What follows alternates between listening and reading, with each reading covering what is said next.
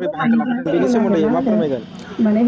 नंगौ दिनै बुहुमनां आइजोफोरनि सान जोंबो दिनै UPPL दोलोनिफ्राय जुमदुवार ब्लकनि आइजोफोरखौ लानानै बेवहाय खासियाबारि आर'नाइ गेलेग्रा फोथाराव जोङो बे इन्टारनेशनेल वुमेन्स डेखौहाय जोङो सेलेब्रेट खालामदों आरो जोङो बयबो मिन्थिगौ जे देग्लायनि जे इन्टारनेशनेल वुमेन्स डेनि जे सेलेब्रेशन बिनि जे थीम जे इनभेस्ट इन वुमेन एक्सेलारेट प्रग्रेस बे मोनसे टीमखौ लानानै जोंबो दिनै बे जुमदुवार ब्लकनि आइजोफोरखौ लानानै जोङो बेवहाय सेलेब्रेट खालामदों।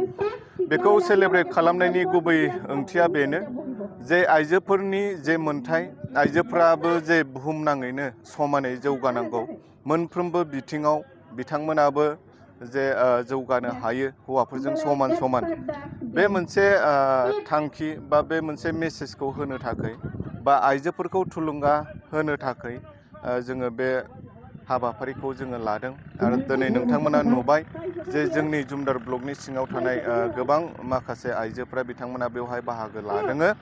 दा जोङो बे बाहागो लानायनि गेजेरजोंनो बिथांमोना गावखौनो मोनसे सांग्रांथि बा हौवाफोरजों समान बोरै जौगानो हायो बिनि मोनसे मेसेज आरो जोङो बोरै मोनसे इनक्लुसिभ ससाइटि दानानै बेबायदि जौगालांनो हायो बे मोनसे थांखिखौ लानानै बेखौ सेलेब्रेट खालामनाय जादों आरो दा बेनो नंगौ दिनै जोङो नुदों सारा बुहुमावनो आइजोफ्राबो मोनफ्रोमबो बिथिङाव जौगाबाय नोङो बिजनेसावनो होन नोङो सोलोंथाइ बिथिङावनो होन राजनितिक बिथिङावनो होन मोनफ्रोमबो बिथिङाव दिनै आइजोफ्राबो जौगाबाय।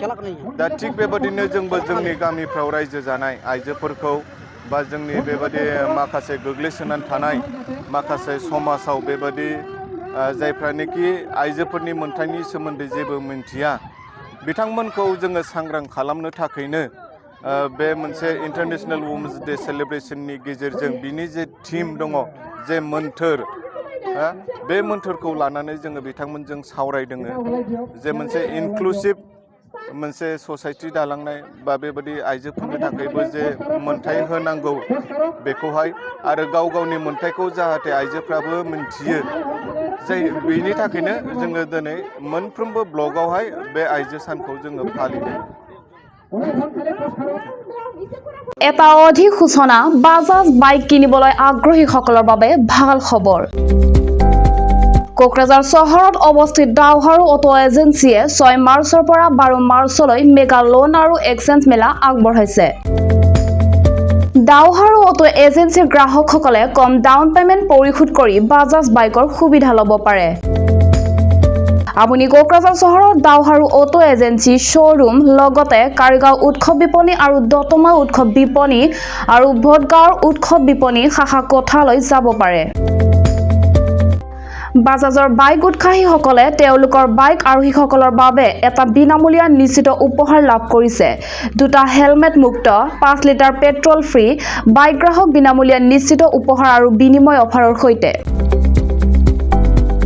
আন এটা ভাল বিকল্প হ'ল আপুনি 500 টকা পৰিশোধ কৰি ইচ্ছামতে বাজাজ বাইক এখন কিনিব পাৰে আৰু 5% হ্ৰাস কৰিব পাৰে। আপুনি 6000399187 অধিক জানিবলৈ 8822018193 নম্বৰত ফোন কৰিব পাৰে।